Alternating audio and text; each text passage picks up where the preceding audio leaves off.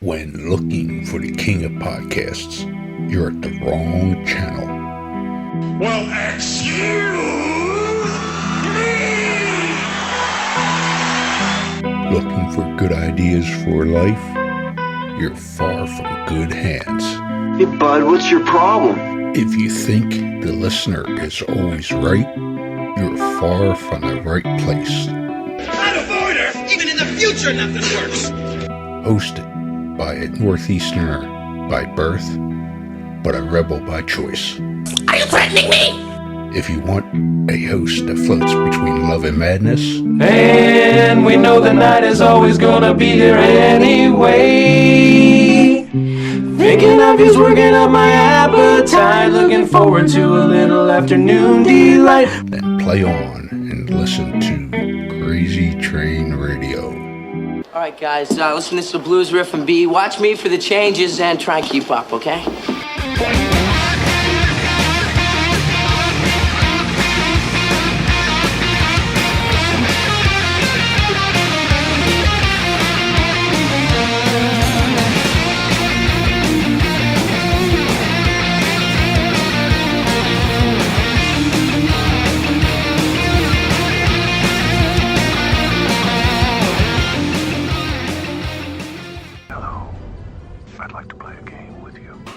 Within the gaming world, there are your general gamers, but then there are those that enjoy the dark underbelly of gaming. If you're one of those that enjoy the dark underbelly of gaming, we certainly got the place to send you.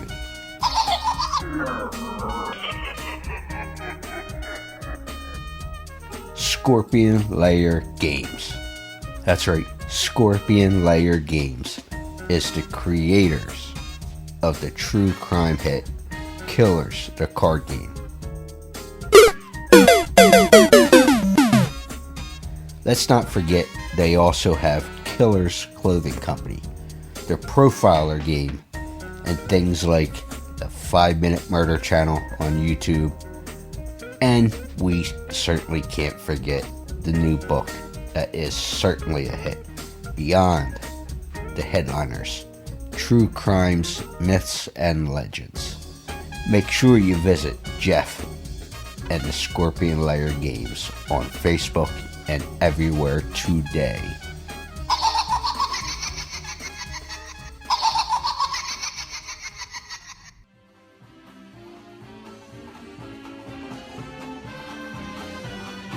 Hey, this is Glen Macnow. Make sure that you listen to me and everybody else on Crazy Train Radio.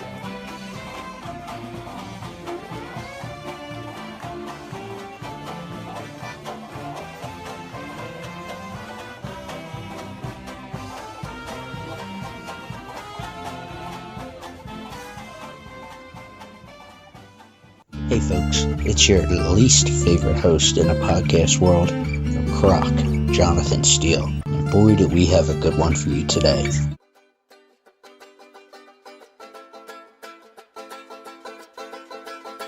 This next guest has certainly done so much throughout his career, as he is a graduate of Boston University and has worked in a newspaper career that took him from Cocoa Beach, Florida to Fort Lauderdale, Florida, Detroit, Michigan, and finally Philadelphia, working for the Philadelphia Inquirer.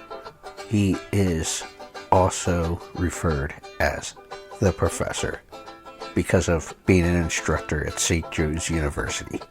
He made the transition into radio in 1993, but there's so many different things that this man has done.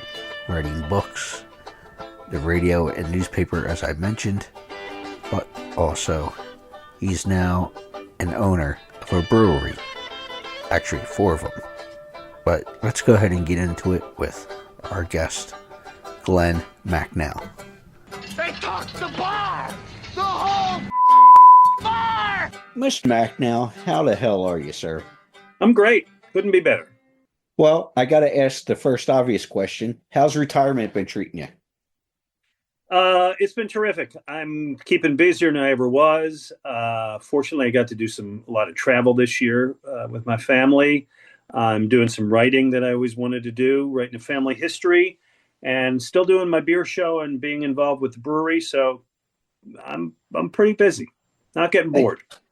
that's a good thing. And I had an opportunity a couple months back to talk to Angelo Cataldi, who you know well from working for many years with him. And one of the things he brought up, which I found interesting with as far as retirement goes, his family was so used to him having a routine per se, going to work and prep work and just everything that goes on with what you guys did. So I'll ask you, how has the family adjusted with you being home more often, even though you got this other stuff going on? Yeah, well, I think his was a little more extreme than mine because Angelo, worked those crazy hours and had to go to bed at 8 o'clock at night, and then was up at 3:30 in the morning. And I'll tell you, Angelo worked twice as hard as I ever did. My wife has not yet thrown me out, so I guess that's a good thing. So she's pretty happy with it. And I do get to spend a little more time with I've got a little grandson who lives around here, so I get to spend more time with him, and that's a great thing. Definitely. Well, obviously, sports in general it seems like a family thing, and it can be passed down from generation to generation of who people are fans of, etc. So, how would you say that has worked for you? Because obviously, you had a sports connection with your father. I've heard you say that you gave him football, but he was a True, baseball guy. true. So how does that work for you, you would say? Because obviously you and your father had that connection. Dad is So, a Bills fan, but you have your kids and grandkids. So how yeah. does this all connect? I'll start with my dad because my dad grew up in New York City, in an era where pro football really wasn't a big deal. So my father was a Yankees fan. He married my mother, who was a Dodgers fan. Um, well, Brooklyn Dodgers, Yeah, understand, okay. right? They my parents are from New York, so Yeah. that was it for them. Um, and I discovered football when I was about 7 or 8 years old and dragged my father to a Buffalo Bills game, and he became a huge fan, season ticket holder for a lot of years. And now my mother's passed away, but my father lives now. We moved them down here about 15 years ago, so he lives about a mile from me. So he retains his Bills roots, but is an Eagles fan. I worked here for so many years that my loyalties moved toward Philadelphia and the Eagles, but I still retain a bit of a Bills fan in me. If it ended up being a Eagles Bills Super Bowl, it would have been an interesting dynamic in the family. There's no question about it. As far as my own kids and grandkids, I have one son who's kind of a casual fan. He shows up for the playoffs and things like that. He doesn't follow most of the sports through the seasons, and that's fine. That's great. My other son's pretty serious about it. Now, the one who's less of a fan lives here, lives in media.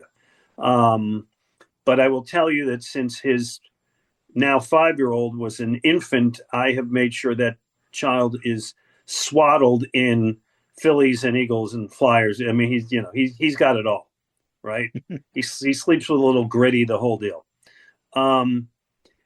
My son, who currently lives near Boston, and his kids are huge Eagle fans. He was growing up, and he has passed that down to his kids. My oldest grandson's first memory of football is watching Super Bowl 52 when he was 4 years old. That was his introduction to football. So, I mean, when that happens, you become tied to a team. I took them, not this season, but in 2023, to their first Eagles game.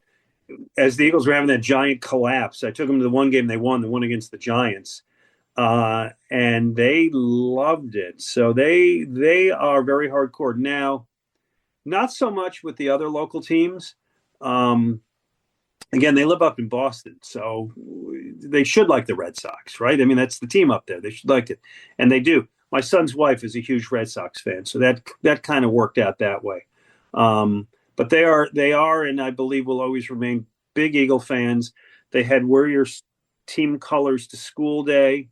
This is suburban Boston. All these kids are wearing their Brady jerseys. My grandson wore his Eagles jersey. Right on. Sounds like I would like this grandson, They're but good. They're good kids. good. Obviously, you got your start in newspaper work for many years, and I found it interesting that you got started with doing political writing. Are you kind of glad with the environment we're in now that you went the sports direction? Oh God, yes. Oh God, I covered politics. It was so much. It was so much more civil. It was so far less crazy and intense. And the people on the other side weren't your enemy. You know what I mean? They were your opponent, but they weren't your enemy. And even in writing about it now, just the way the media is cast in terms of covering it. And also, I think the media covering politics has switched that much of that is partisan, right? You work for one of the networks and it's a partisan network. When I did it in newspapers, I really tried my hardest to be nonpartisan, to keep my own political beliefs out of it and write what the news was, what the story was. And I enjoyed it back then.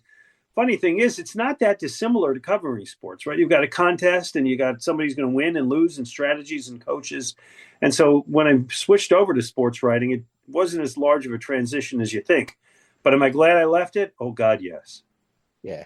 And we're not going to go down that road, but I would like to think when you were writing at that point in time of your career, you could have a civil conversation about Absolutely. whatever. That was the great part about it. I would travel with, two candidates in the same race, and I felt that they believed I was doing my best to play it down the middle, and I was.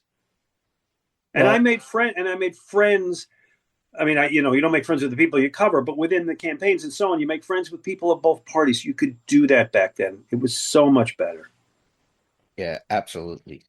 So, speaking of sports, you did a lot of writing for in Detroit, then came to Philadelphia. You born and raised in New York, so you've been all over the place.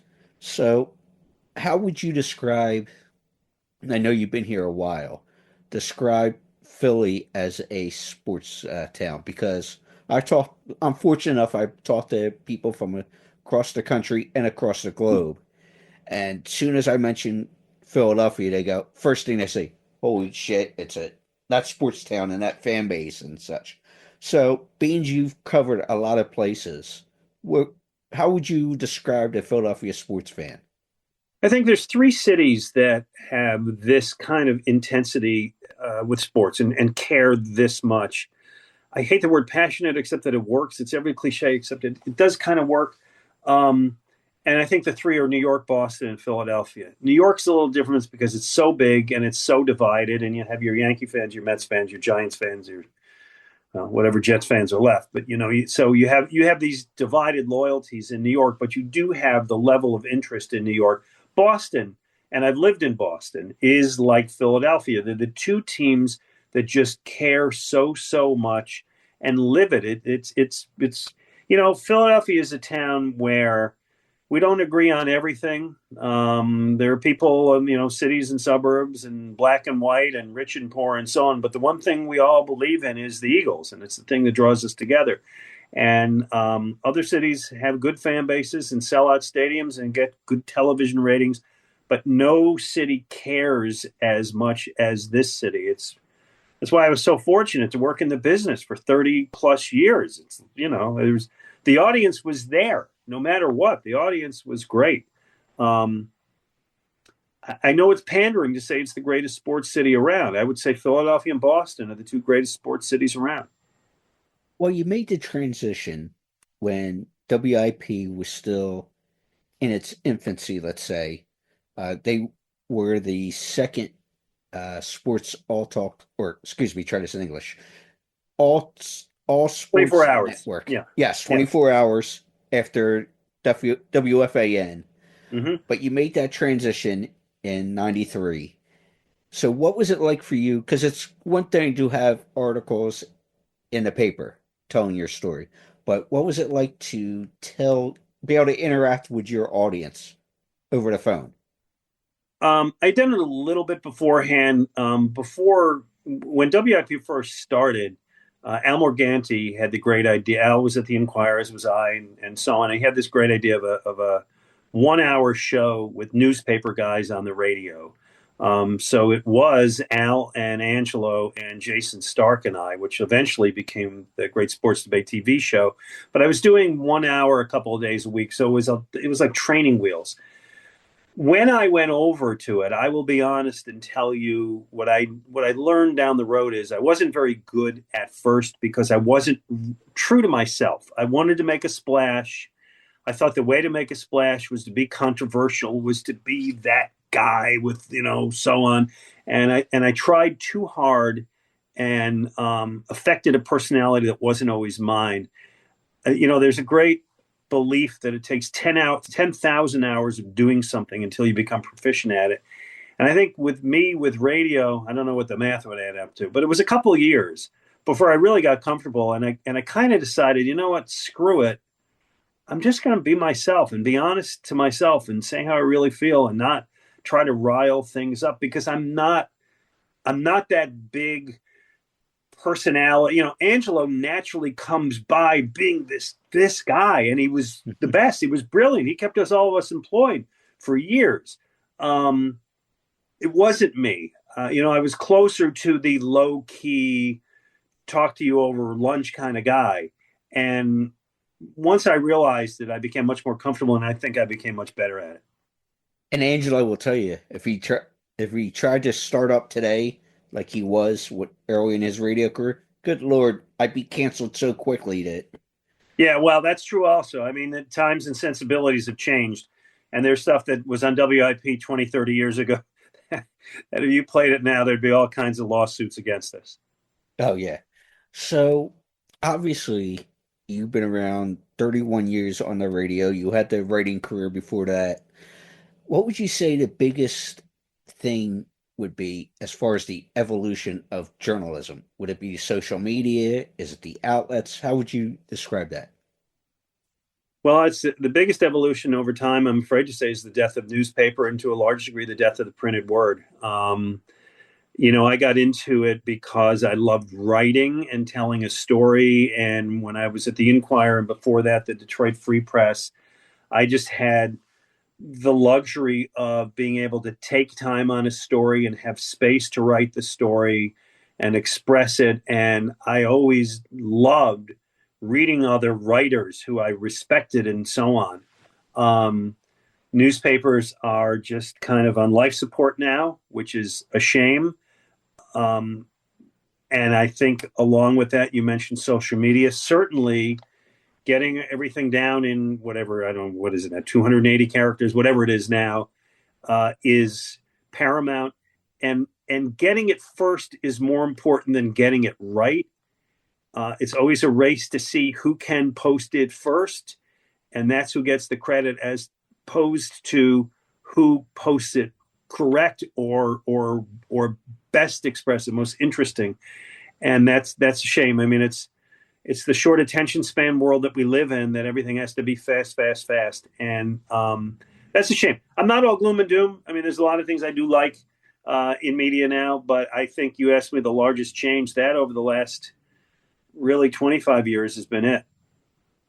Well, the good thing, at least with it throughout your career, and you mentioned about the newspapers being on life support, let's say, is, and this one actually just happened to show up, thank you, Amazon Prime. You've been involved in several books. Yeah. and this one happened to show up this morning while I was, looks well used already. Yeah, it hasn't even left the plastic yet. But, yeah. Oh, well, I ain't even going there. But how was that kind of transition?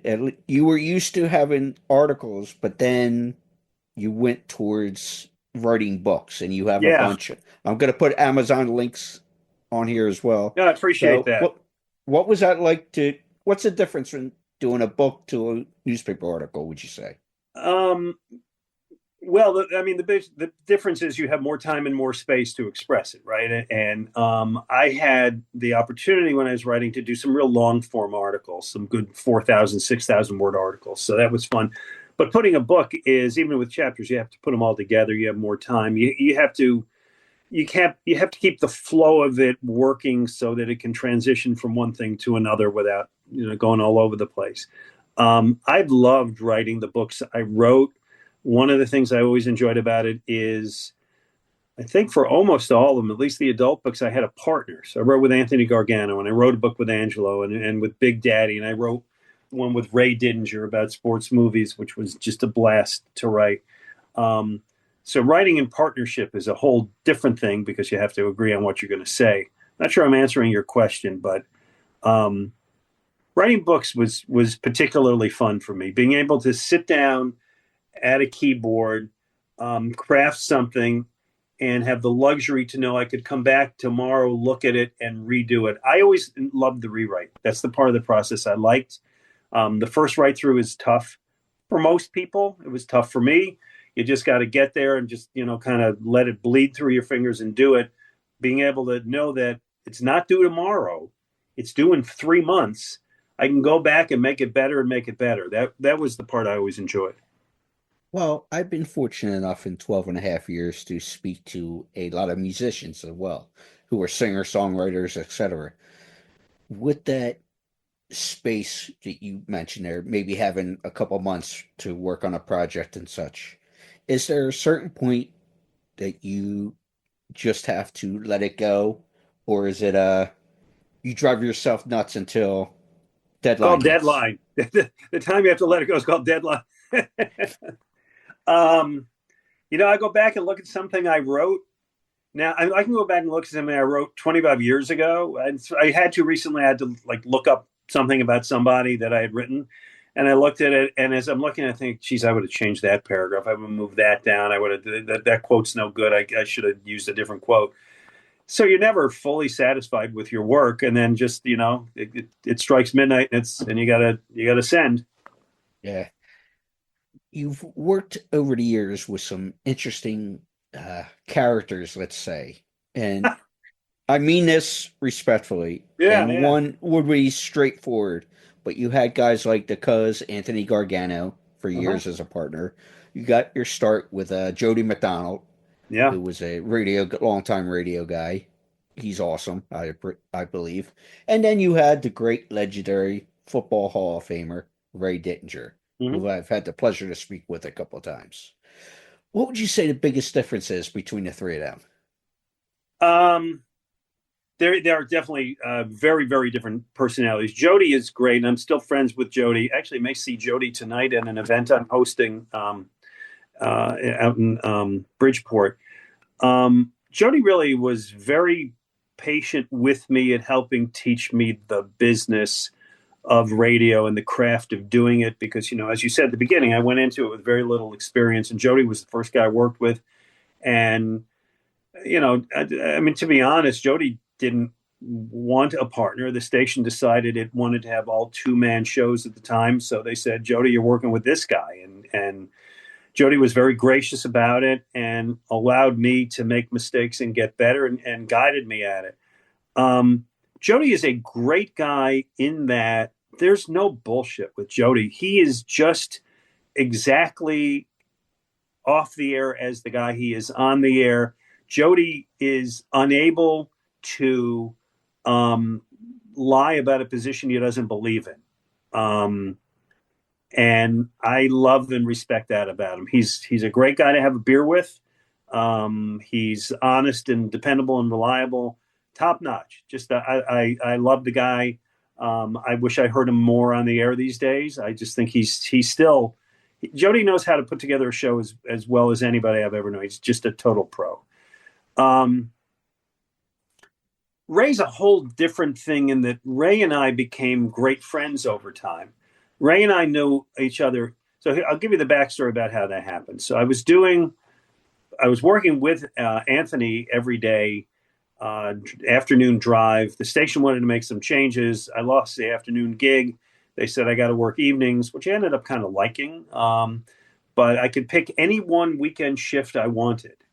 And so I looked at who was working weekends and what the shifts were. And I saw that Ray was working Saturday mornings. And I said, I know Ray a little bit. I want to work with Ray. So we started working. We knew each other a little bit. We'd spent time in press boxes. We were on a flight or two together, but didn't really know each other well. Over time, and it didn't take that much time, Ray and I just became great friends. And so doing the show with Ray, was never felt like I was doing a show. It felt like I was hanging around with a pal. And we would honestly almost forget we were on the air and just be talking to each other. And the producer would be in my ear saying, like, you're 3 minutes late for a break. Go to the break. And I'm thinking, like, yeah, but Ray and I are just chatting about something. You're so in, yeah. Yeah, we really were. And we were just pals, and it wasn't work. With Ray, the idea of the show was two good friends sitting around over a beer, well, or a Diet Coke in Ray's case, right? Just having a conversation, and please feel free to listen in and intrude. And I think that we accomplished that. It was a low key weekend show. Guys were doing errands or painting the house or whatever, and that was what we tried to do, and I think we pulled it off. And the thing is with Ray, in a little bit I've had to deal with him, and I mean this in a good way. You can confirm this. Some people will go, "Oh, Ray don't use legal pads. Oh, Ray has a cell phone. Ray has." Oh no. What you got with Ray is what he is. No. Ray is of a different century. Ray's an iconoclast. Ray, he really writes out everything longhand with his beautiful Catholic school handwriting.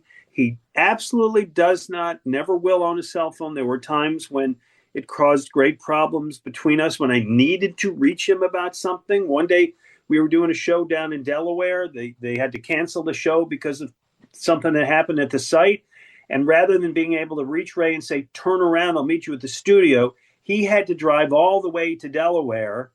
Be told, our producer had to wait in the parking lot, flag him down, tell him to turn around, and he got to our show 45 minutes late because he won't get a damn cell phone, and he still won't. And that's it. His son gave him for a birthday an iPad, like a real spiffy, up to date iPad, right? And so I always used one at work. It's just really helpful. You keep your notes, you go to something, you got to look at something on the internet. Ray had it for 3 days, gave it back to his son, said, like, I can't do this.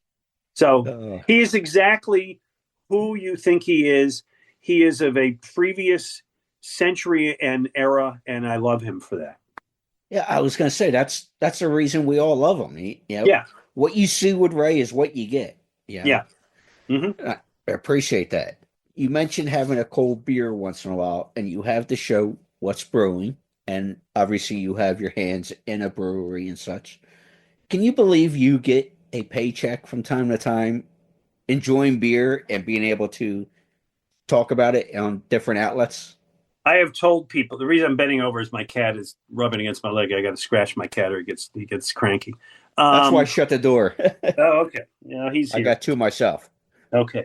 So I have said, and I know I said this at my retirement show, I am as lucky as it ever gets because I spent my life being paid to go to games, talk about sports, and drink beer. And that's what I get paid to do. And I just know how fortunate I am that that was my career and still is to whatever extent. Yeah, I mean, the beer thing kind of started as a friend of mine. Well, I'll give you the story how the brewery began. Okay, so I'm one of the investors in Conshohocken Brewing Company. We've been open now for, I guess, about 12 years. A friend of mine and I used to go out and drink good beer, craft beer. He was very into craft beer. I like it. We'd go out a couple of times a year, and we'd be sitting there drinking. He'd say, someday you and I are going to own a brewery. And I'd go, okay. And we go out a couple months. Oh, it's the beer talking, right? Yeah. They come and say, like, someday we're going to own a brewery. I said, that's fine. Just go get the next round. And we're out one day. I remember it's a bar in Media. And he says, someday we're going to own a brewery, and that's now. And he found a big time investor who had a lot more money than we had to invest. He put together a group of people. Again, more money than I didn't want to invest more money than if I lost it, I would have to tell my kids they're not getting an inheritance. You know what I mean? It's like I'll invest enough money that this will be fun, but if I lose it, that's okay. And there'll always be a seat for me at the bar. That was kind of my thought. Okay, I'm going in a little bit. And they found a brewer. It was at the time. It was we were really lucky. There was a guy who had started at Yards and had moved out to Seattle to work at a really good brewery on the West Coast. I'm sorry, Portland, worked a really good brewery on the West Coast. His wife had gotten pregnant. He wanted to move back to Philadelphia. We were there at the time. It was perfect. We got him. We got a site in Conshohocken on the bike trail, which proved to be terrific. And it all kind of came together. And 12 years later, we got 4 locations and we sell a lot of beer.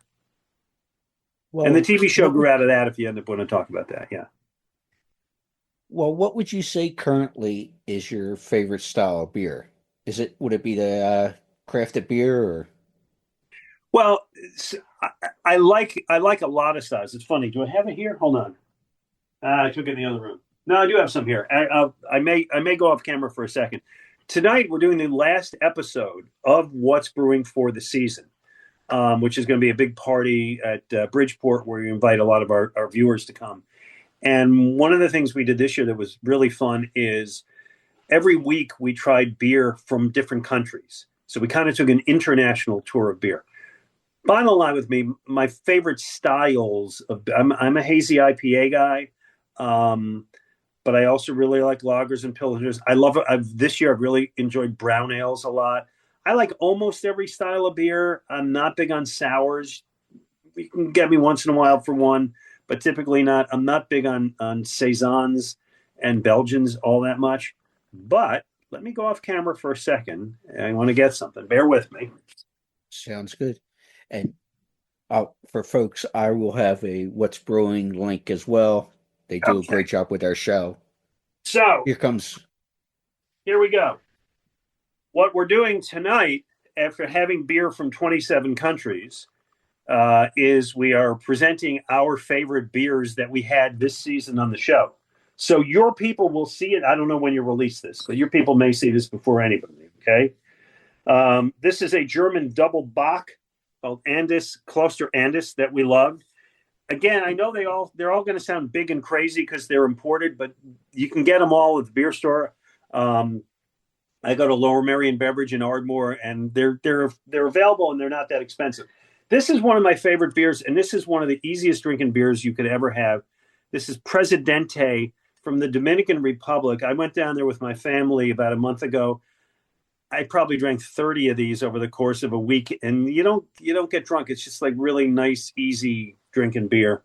I'll give you one or two more because I want to show you my favorite one. It's in the fridge. Darn it. All right, my favorite one's in the fridge, but my favorite beer that I had this year was from Britain, the Samuel Smith's Nut Brown Ale. Highly recommend it. Nice. Well, I appreciate the time, sir. What is the event going to be this evening for What's Brewing? So it's our last 2 episodes of this season. This is our 10th year. I mean, our 10th season, okay? So here's the thing. The concept of the show is 2 fat old guys sitting around drinking beer. That's it. I mean, it's almost like the Seinfeld show about nothing. It's a show that has 2 guys sitting around drinking beer. And I will be honest and tell you that the show gets ratings. It gets good ratings. It shocks me sometimes, but people watch it. And so one thing we do every season is to involve our viewers. We have our photo contest. And every week we say, here's the challenge this week. Send us a picture of you drinking beer with your pet. Send us a picture of you drinking beer in a foreign country.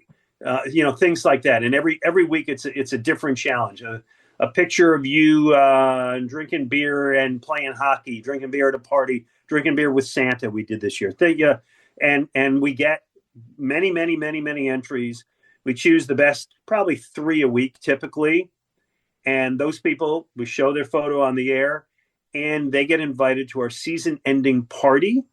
That is tonight from 6 to 9 at Puddler's Kitchen and Tap in Bridgeport, one of the Conshohocken brewing places. And everybody comes, they get a free beer, we got a buffet and so on. And we tape our last 2 shows of this season. Nice. Well, Glenn, I appreciate the time. I'm glad I finally got a chance to talk to you. Hey, my pleasure. Good stuff. Thank you for the opportunity.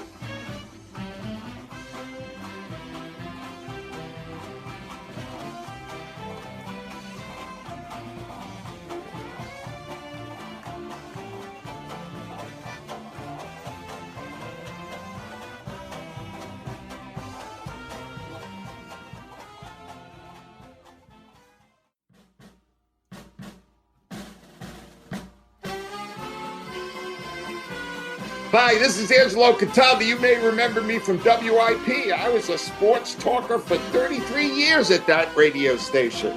Well, now I get to go on Crazy Train Radio.